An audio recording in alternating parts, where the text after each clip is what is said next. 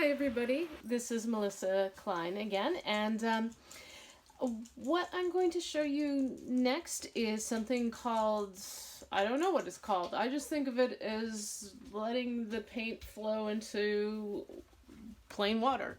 And this is a great way to fill in areas that if you have like background areas, but don't feel too like I don't feel like you have, if I recommend or this is how I use this, a certain technique, don't feel like that's the only way, okay? This also could be a great way to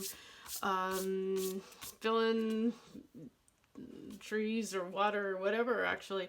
So what I'm doing here is just, I am taking plain water and I've zoomed way in so that you guys can kind of see this, hopefully.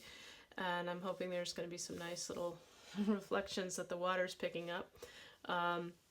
And like, let's say you're painting around an object and in the foreground, and you just want to kind of make the background do something a little bit differently. Or maybe you have like this weird little tricky area and you're like, oh, I'm kind of worried about like painting into it. Well, paint with water so you get your shape. So let's say, for example, you just had a situation where you've got a leaf that you want to paint around that has the sky in the background. And, you know, I'm thinking about the kind of the composition actually of a recent painting. It was Sharon's with a wine glass in the foreground, which is really cool. That was a good composition, by the way. And so you're like, oh, you know, I don't, so this is a very forgiving way. So you're like, okay, you're going to just paint with water and say you did something. No, I'm actually going to do something. So now once you get it in there, and then you just take your paint, and this also works great with if you have colored ink or India ink. And actually what I'm doing right now on the side is really kind of wetting down my paints, and woo, so fun. And you know, play around with it, because depending on how much water, how little water you have, it's going to do different things. And also how much water in the paint you're using. Sometimes, and I'm doing this right now, like with this imaginary leaf here, like you might want to kind of herd it into into the line that you want it to be. In some ways, you could say this is a variation of that technique, the pull technique that I was showing you earlier. And then you can also like add more water if there's like an area that you want it to.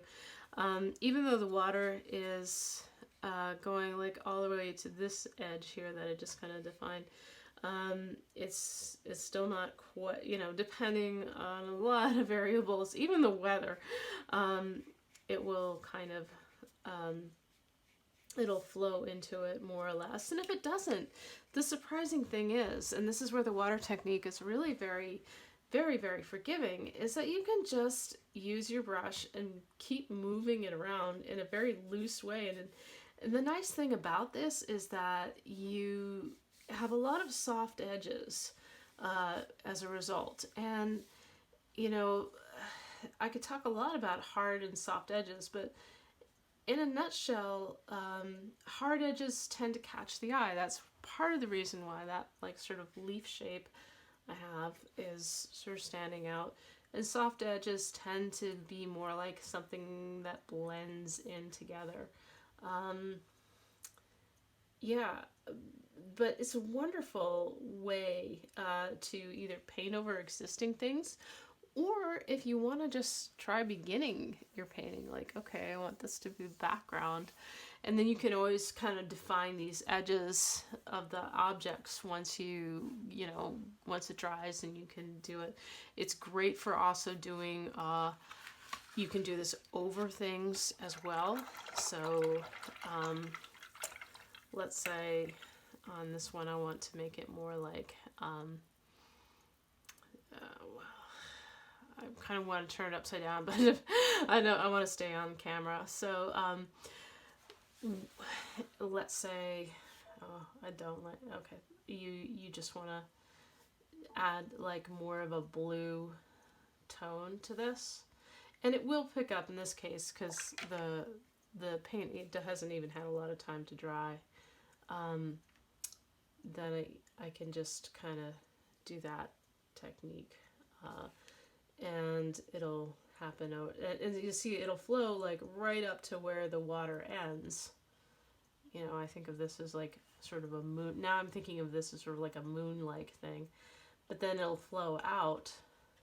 And you can, you know, lift up your paper and tip it and do all kinds of things. But it doesn't go past where the water ends.